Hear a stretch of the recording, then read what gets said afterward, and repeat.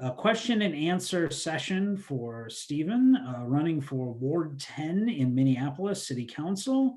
And so I'm going to kick things off by allowing Stephen to introduce himself, give a little bit of an introduction into who he is, why he's running, anything else that he wants to kind of establish first.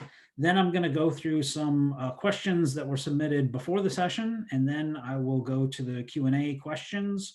So encourage folks to be answering those or asking those questions throughout, and we will get to them. So Stephen, go ahead and introduce yourself.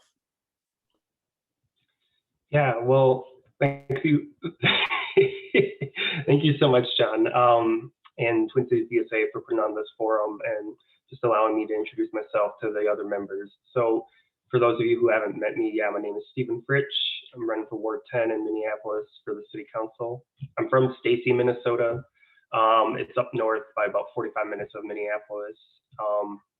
8 brothers and sisters. I'm an uncle to 16 kids. I've spent most of my adult life in the Twin Cities, actually, but down in 2018, I had to move to Jacksonville, Florida for work, and that's where I joined the DSA. And while I was down there, I got involved with organizing anti-war protests against the U.S. support of Saudi Arabia while they were bombing Yemen. I worked with the local Food Not Bombs, and with that, we provided food and supplies for unhoused folks. I started a Socialist Rifle Association chapter too, the Northeast Florida one, and I coordinated with socialists all across northern Florida, from Tallahassee to Orlando and Space Coast to help comrades learn firearm safety, but also, how to shoot in a safe environment that was friendly to people on the left or LGBTQ people. While I was down there, I was working with the Jacksonville Incarcerated Workers Organizing Committee, which is an offshoot of the IWW, to support folks who are incarcerated, but also their families. I have a few years of grassroots organizing under my belt, not much electoral, but I really worked on helping out poor and working class people, and I would want to run in Minneapolis, kind of focusing on a platform that helps people out materially and really takes care of their basic needs. So I want to pass a no fare public transportation policy that works in Minneapolis well.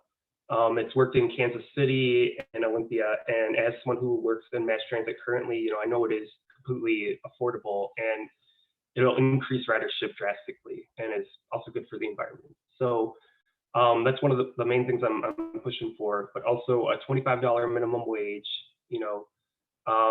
because we need to keep up with the cost of living in Minneapolis. I want to end the classes system that is bail or cash bail, and I want to hold police accountable with a CPAC or Civilian Police Accountability Commission. I want to demilitarize them by ending the 1033 Act, and I want to defund them and eventually move towards abolition. We saw last summer that it's a process, and the state is really protecting itself, and its auxiliary forces of power. So it's going to take us a while, but we gotta get there. So I'm seeking the Twin Cities DSA endorsement as a member, who's committed to fighting for the working class, as a member of the chapter, an abolitionist, a queer man, a transit worker, a renter, and an open democratic socialist. I've been running as a democratic socialist since day one. And to talk a little bit about why I'm running, it was really, I would say, 3 converging factors. And with that, it's definitely the city council promising and failing to follow through on their promises, and getting all twisted about the specifics of what they're promising, especially when it came to dismantling MPD last year. And like I said, $25 an hour is really what we need to keep up with cost of living. And the thing about the current city council is they don't do these things quick enough. They passed it in 2017 in Minneapolis, but it doesn't take full effect until 2024. We need a $25 minimum wage now, immediately. and not have it take place incrementally. And the final, but the most important reason for me running was I was really just inspired by my partner. You know, during the uprising last summer, we were attending protest after protest, and we just kept hurting and feeling so much pain for the community and ourselves, and we burnt out pretty quickly.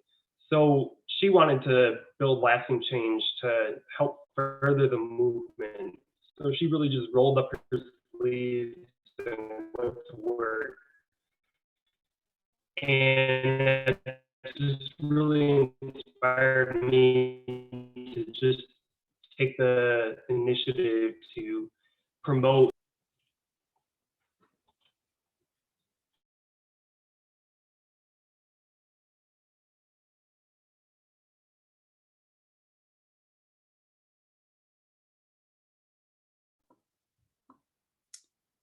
I think we're having a little bit of lag there a little bit, but I think you're back. Yeah, did y'all catch that? I think if you could go back on maybe the last 10 to 15 seconds of what you were saying and start over from there, I think we would be good. Sure. So it's just really me talking about why I was running, and it just mainly being three main points. So definitely the current city council and how they failed to follow through on their promises, especially when it came to dismantling the MPD and them not knowing that they'd have to amend the charter, and seeing the undemocratic system that's the charter commission blocking them, and to get rid of the charter commission, the levels that we have to go through to do that. So them really promising things that they couldn't do, and backtracking on what they meant by dismantling as well. So all of those things, but also helping out people now instead of in a couple of years, because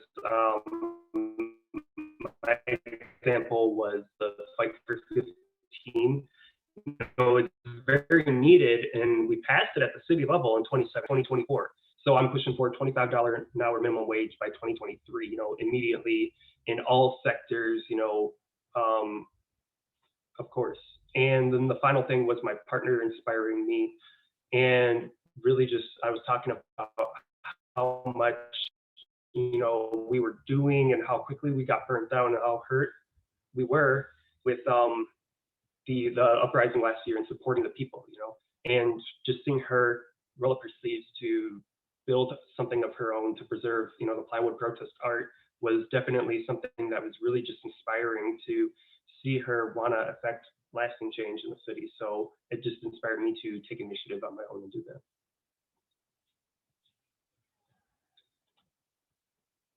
All right, thank you very much. We'll definitely encourage folks again to continue to type in your questions.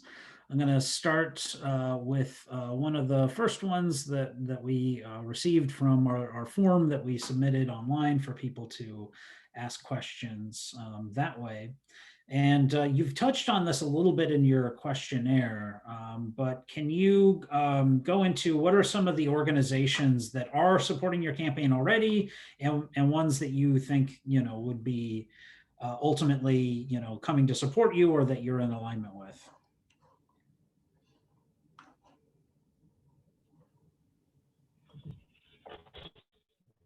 Yeah. So, I have informed a few organizations. So, Visual Black Justice, a lot of people from the community, and Memorialize the Movement. So all those orgs, are important. I'm looking for the DSA, because I'm a socialist, running for city council, and to have the support of a group I'm a part of, and have been a part of for a while would definitely mean a lot.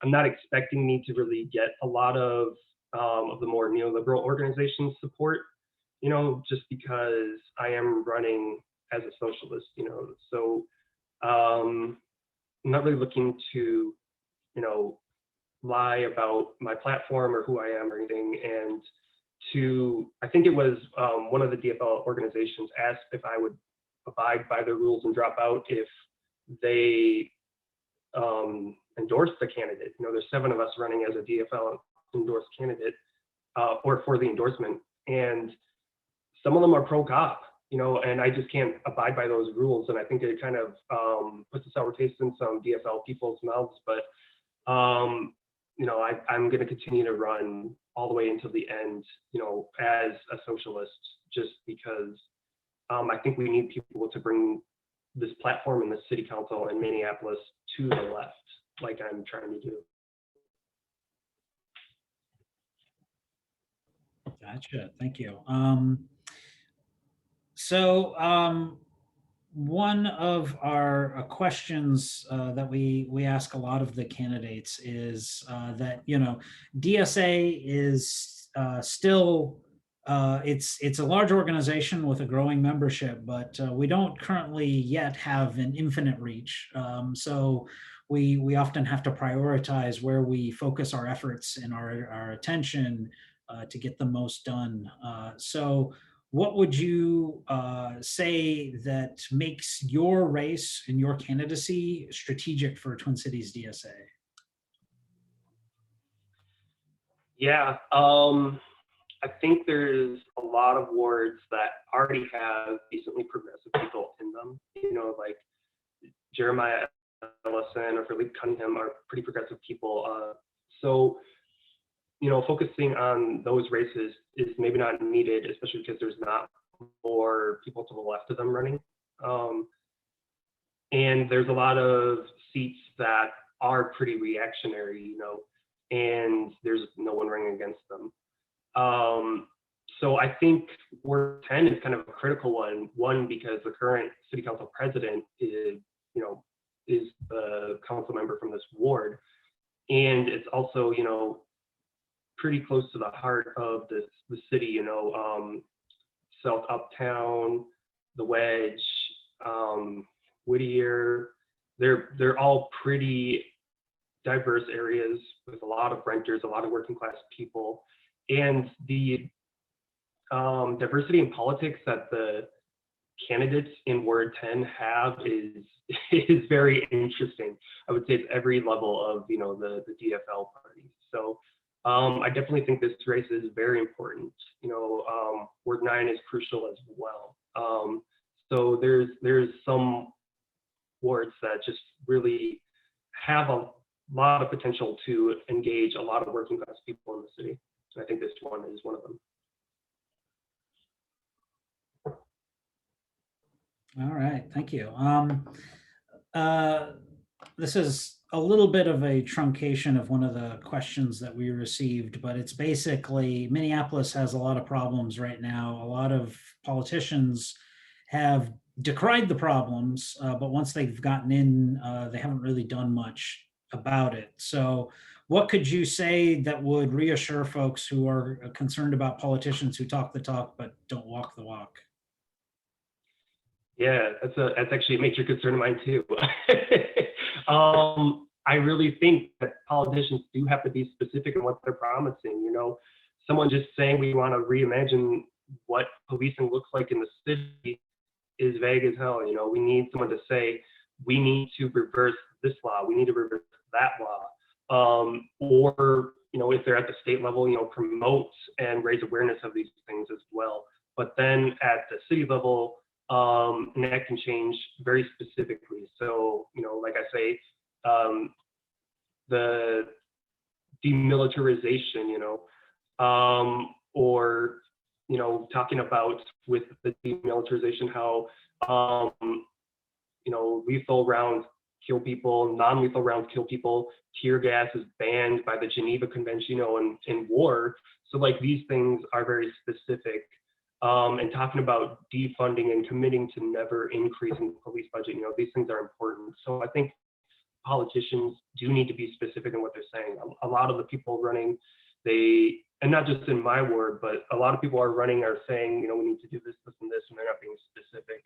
I don't know if it's on purpose or not, but you need to say, you know, free public transportation or $25 minimum wage, so someone can come back to you and say, well, you said exactly $25 minimum wage, and you kind of spelled out that with that, it's going to be applicable to businesses or organizations with more than 25 employees or with more than $1 million in profit, so that I don't bend what I'm saying or flex it, in a way to kind of fit what other council members might want. To really just have a backbone on these things is really important. All right. I'm going to go to a question submitted by one of our attendees that's kind of related to some of what you were talking about. I'm going to read it basically verbatim. Obviously support a $25 minimum wage, but can you speak more to what social movement is working towards this right now? Yeah, I'm not really sure which organizations are promoting a $25 minimum wage, because people have been so focused on 15, and trying to get that and trying to bring Biden to the left and everything. So it's really not super popular, and people hear 25 and they think it's outlandish. So I'm not really familiar with many that are, but I think that the point as socialists is we need to continue to pull to the left and not concede, because $15 and more minimum wage is long overdue, and we need to, when they say, okay, well, we'll compromise, we'll do 15 by X year, we need to pull further to the left.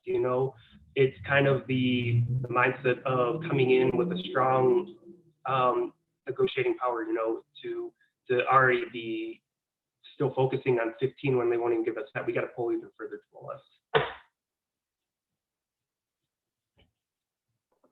Gotcha.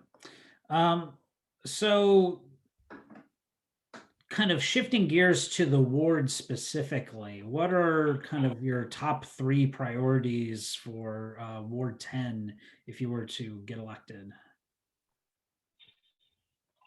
Yes. I hate that I just keep going back to it, but increasing the minimum wage is super important, because more than half of Minneapolis is renters, but even higher percentages are in my ward specifically. So we really need to increase wages so that people don't have to work multiple jobs just to survive or provide for their families. A second one would definitely be the no fare public transportation, and expanding those services, and creating more bus stations and rapid transit lines. Kind of my whole transit policy is super crucial, because a lot of working class people depend on public transportation, but there's no reason that they should have to pay for their own transit passes. It should be spread out to everyone, to help ease the burden. And I would say the last one for Ward 10 specifically is definitely got to be one of my renters and tenants policies. Yeah, I support the Minneapolis for rent control, which does a number of things, but limits the rent cap annually to 3%. But I actually want to support cooperatives much more by giving those tenants of apartment complexes the first right to purchase, grants, tax abatement, tax increment financing, and zero interest loans, so they can obtain those buildings actually and start the formation of cooperatives in apartment complexes. And then for privately owned apartments, transition towards income-based housing.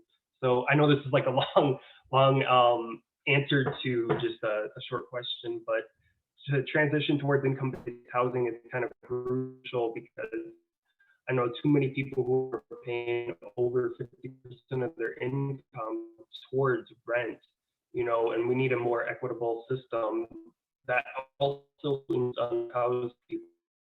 It would include people who don't have income, or are facing housing security.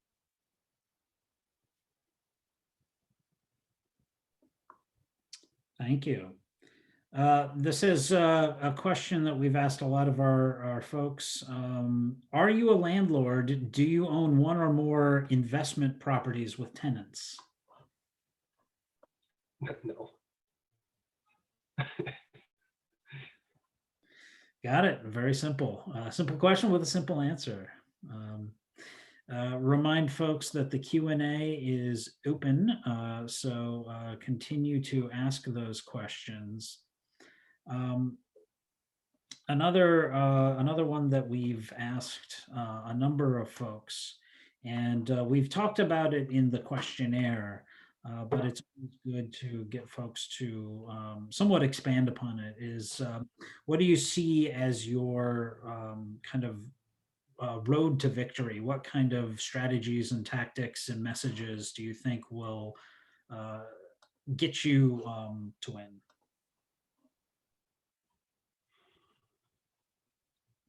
So yeah, my road to victory is it's not the typical DFL strategy. It's focusing on reaching out to a lot of independents, a lot of people who are disenfranchised by the Democratic Party, but also including those progressives and democratic socialists that are within the DFL.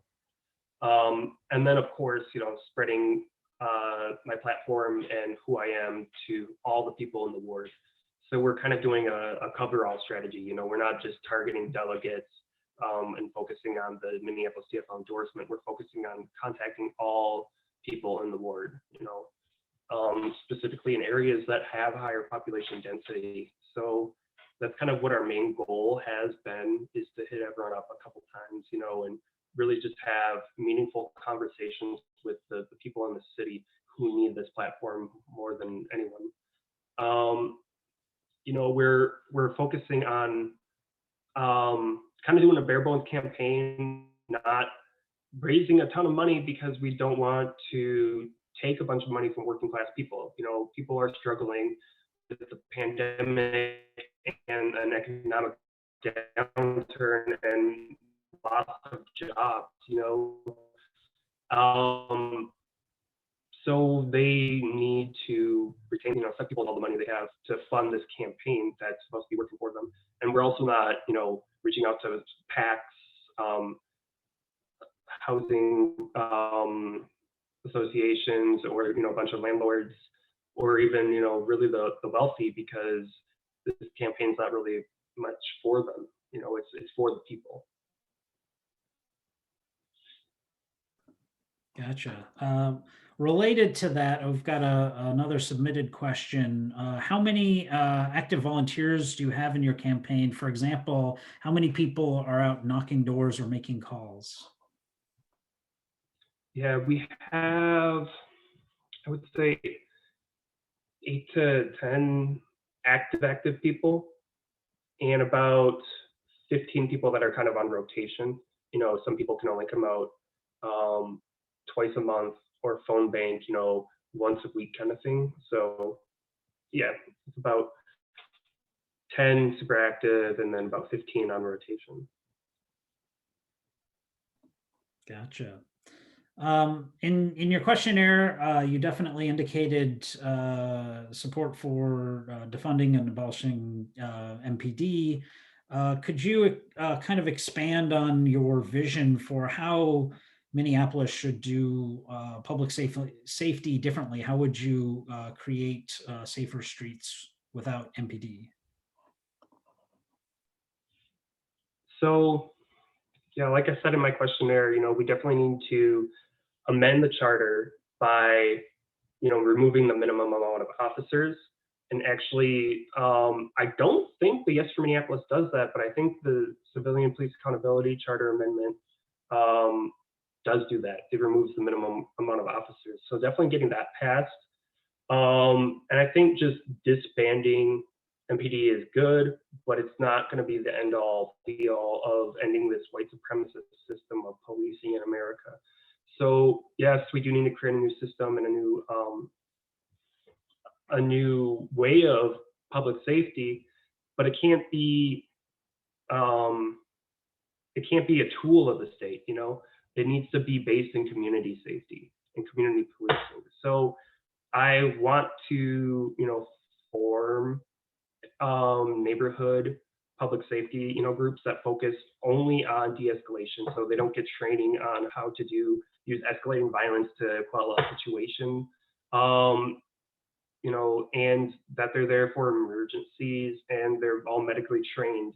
And, you know, they all live in that neighborhood, you know, whether there's like one for Whittier, a Wedge, you know, so definitely expanding these community organizations. It's kind of my vision for a world without, you know, police, you know. So people that live in the area, they're not armed, but they know each other and they're all connected to the community, you know. I think that's definitely what I want to see. And to get there, yeah, it's going to be a while to get there because, you know, we need to amend the city charter, but the charter commission is made up of 15 unelected, you know, attorneys, neoliberal attorneys for the most part, you know, that are pretty conservative in their policies and politics. So to get rid of them, it's a long process. But in the interim, you know, we need to defang the current MPD and really just hold them accountable with a CPAC and by taking away all of their military grade weaponry and you know, removing overtime and just really fighting the police union. Thank you. We've got a submitted question. It's a little vague, so I'll ask the questioner if the answer doesn't quite get at what you're going at, definitely ask a follow-up question. But the question is, where do you stand on unions and organized labor? Yeah, that is kind of broad. I think everyone deserves a union because collective bargaining is essential towards, you know, well, workers owning the means of production, you know. So we need it.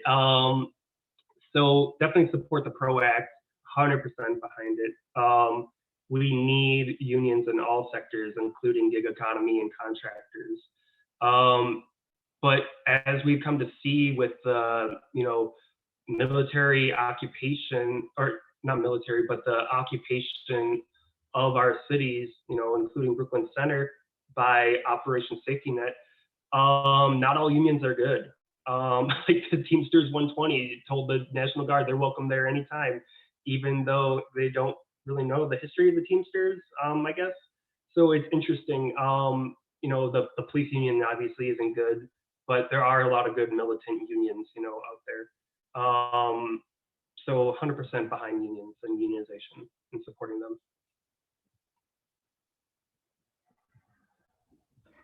All right. You've mentioned rent control a number of times. That's something that is also potentially going to be a charter amendment being voted on this November. Can you expand on kind of what you would do either as part of your campaign or as an elected city council member to advance rent control and other renter protections? Yeah. So right now, I was at the last Charter Commission meeting, and they're putting together, what is it, a committee to review it. They're taking 90 days to do that.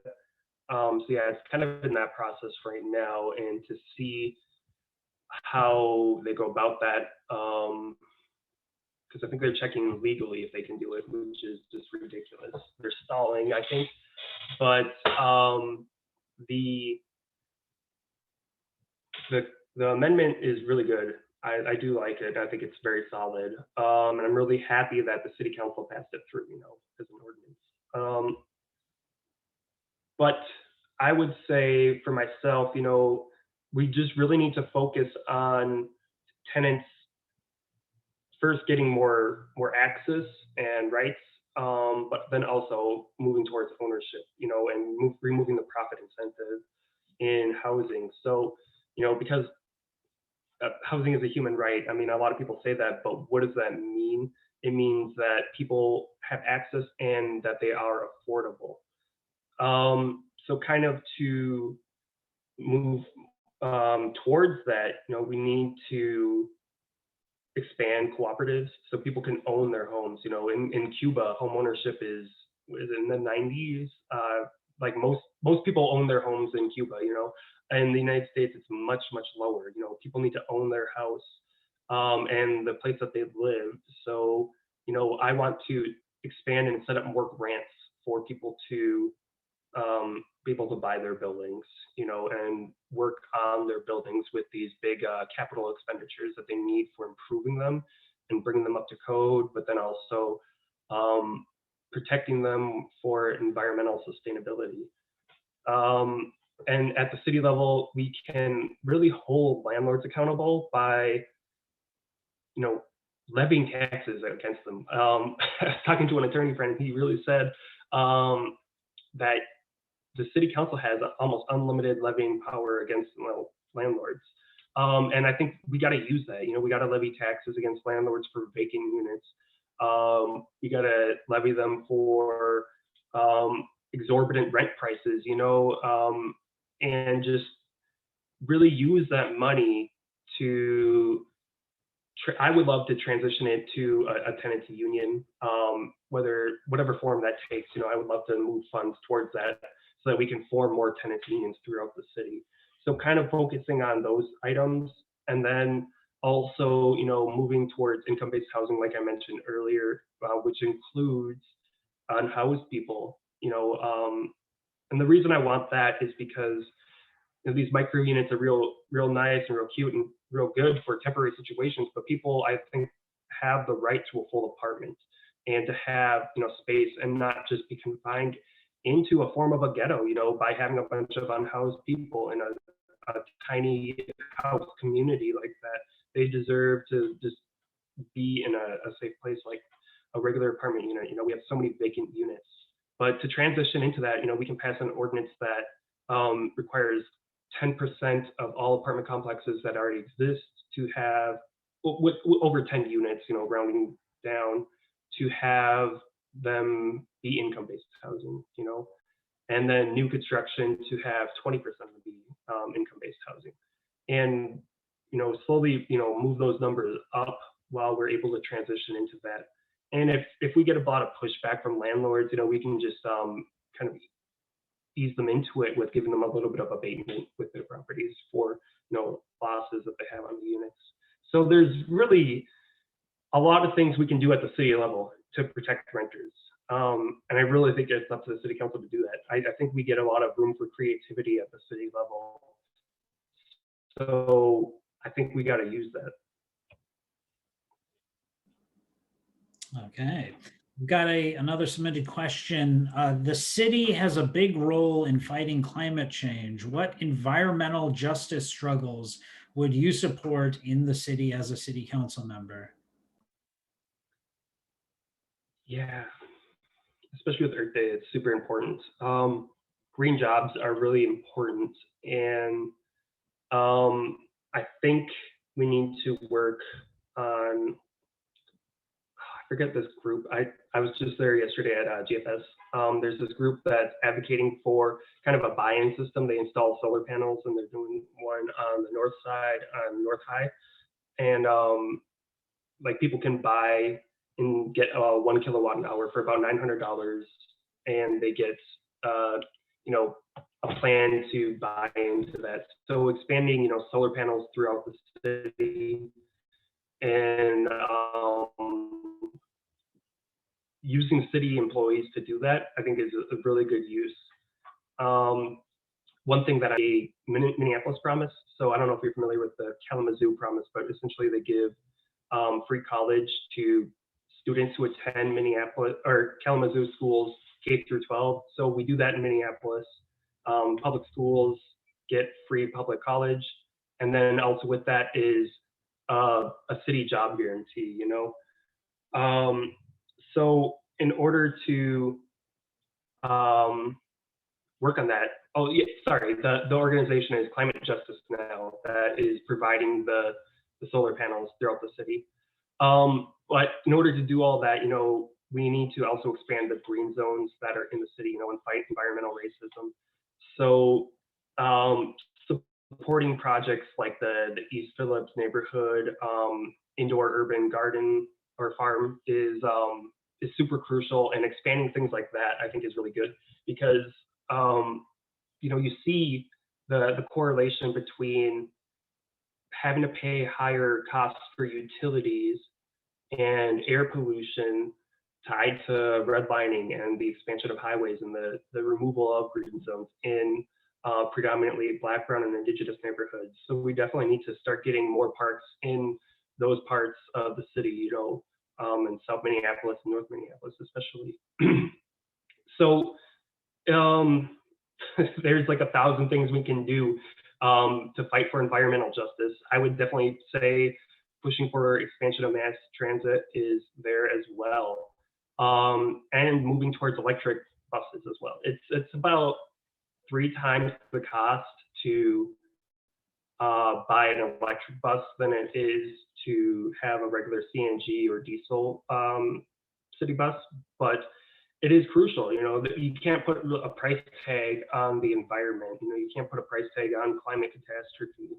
So we need to start moving towards that and phasing out our old buses and transition towards electric vehicles. And we just really have a duty to do this at the city level, you know, especially being the biggest city in Minnesota. We can lead for the rest of the state and kind of the region of the, you know, the Midwest. Okay. Speaking of transit, and this may be an interesting question for a transit worker, is what are your thoughts on the future of the Blue Line extension?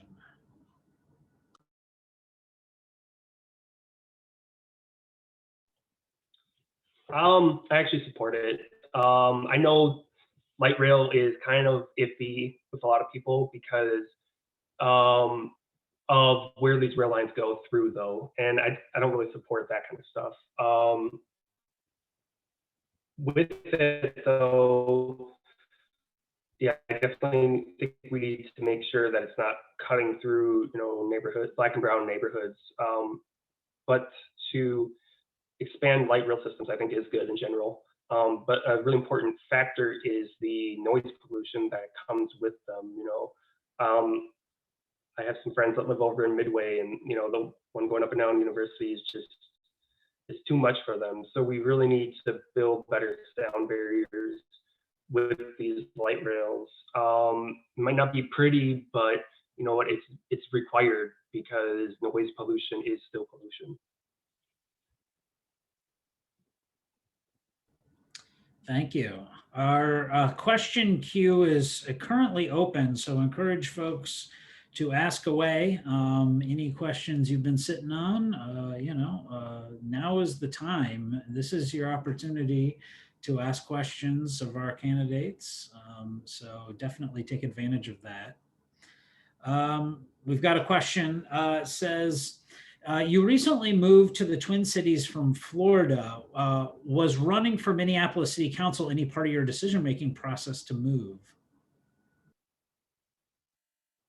No, it wasn't actually. And actually, I really hate the cold. So when I had to move to Jacksonville in 2018 for my job, I was so excited. And it just happened to work out that I had to move back because the contract ended in Jacksonville and a new one was starting up here with MnDOT and the city of Rochester. So it was just timing, and that was March of 2020. And so actually, it was right before the pandemic hit and right before police murdered George Floyd. And so it's wasn't part of my plan at all. I actually don't like politicians for the most part, so it's ironic that I'm going for it. But I don't know. It's just seeing all that's happened over the last year. We just really need people to step up and, you know, put themselves out there to try to make positive change. And that's kind of what I wanted to do. All righty. I guess I'll ask maybe 1 or 2 more questions, and then we can wrap up a little bit early. But I guess, Stephen, are there any issues or questions that you prepared for and you were like ready to go and nobody asked about it that you want to bring up now? I think education is important. I have someone working on my campaign who works in special education, and he's really helped me with a blind spot, which is education. You know, I don't have any kids. I don't plan to have any kids. and I grew up in a pretty white area, so my education was all right. My school was funded. But what she really taught me about and helped me mold my platform about was funding for special education. And I think she said the federal government promises to pay 40% in Minneapolis schools, but they actually only come through for about 8% of that. So I really think at the city level, I don't know how much we can bully the federal government into actually following through on funding for education, but we got to try to make up that gap a little bit. I also really think that we need to have free food programs for students. There's no reason students should be accumulating debt.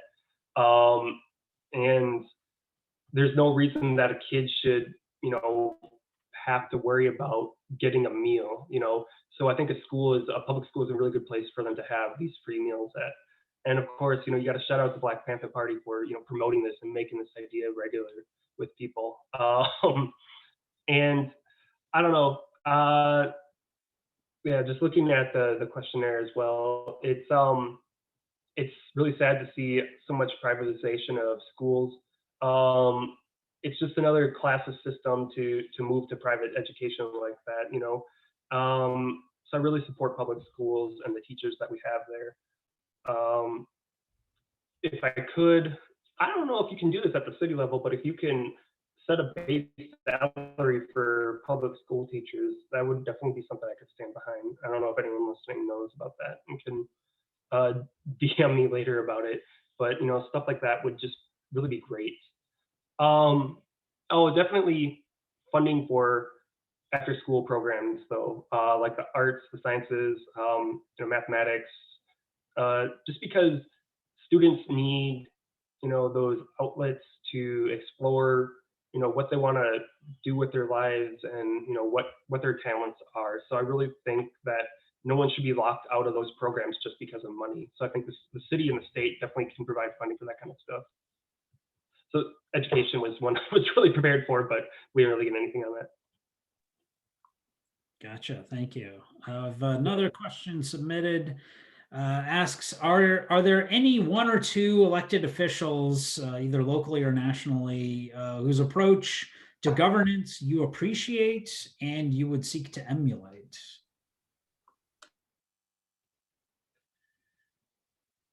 Yeah, there's a few people. Not many.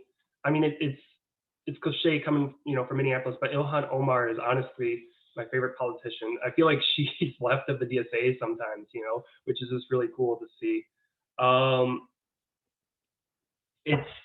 She's really just a one-woman powerhouse, in and of itself, or in and of herself, because like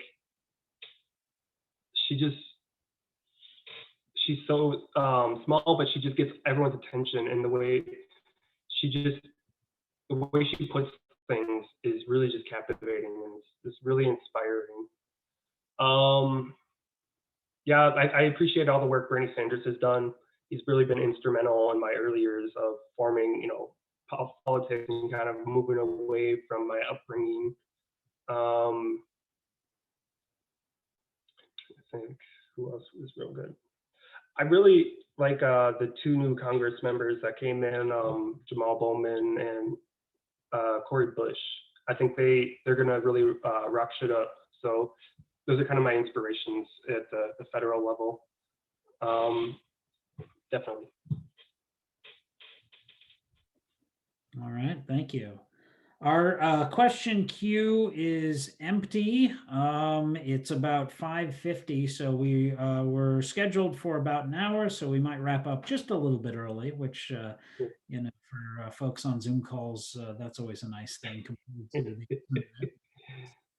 Before we do, I'm just going to go through a little bit on the what's next for folks. So we still have 3 more candidate Q&A calls over the course of this coming week. And so encourage folks to tune into those and ask questions of those. We will be having the steering committee of Twin Cities DSA schedule the endorsement meeting to come up in about a month's time. It's not yet been finalized, but we're looking to get that booked pretty soon with all the candidates that steering committee wants to invite to attend that meeting. It's basically going to be an opportunity for each of the candidates to make one last pitch, and then there will be debate among the various chapter members, pro and con, on each of the endorsements, so that everybody can have their say and can hear what others are feeling on this. And then immediately after the event, a online ballot will be sent out via OPA-Vote to all Twin Cities DSA members to vote on each race as to who to endorse, if anyone. A no endorsement is an option, and also some of the races have more than one person seeking endorsement. So it's going to be a kind of an STV vote ballot with an option for no endorsement and for each person who is seeking endorsement. For a person to be endorsed, they have to receive over 60% of the votes at the end. So that will be going out immediately after the endorsement meeting, and the ballot will be open for a week. And so after a week's time, we will know who, if anyone, we will have endorsed. And at that point, we will launch right away into our DSA-led independent campaign. So that's kind of the process from here on out. Encourage folks to continue to engage on Slack, especially in the electoral channel. Make your pitch for or against, or anything that you think members should know when considering our endorsement.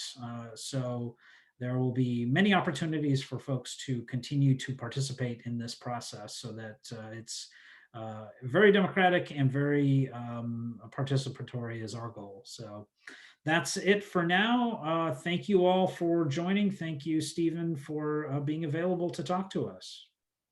Yeah, of course. Thanks for having me. Y'all have a good night. All right. Good night.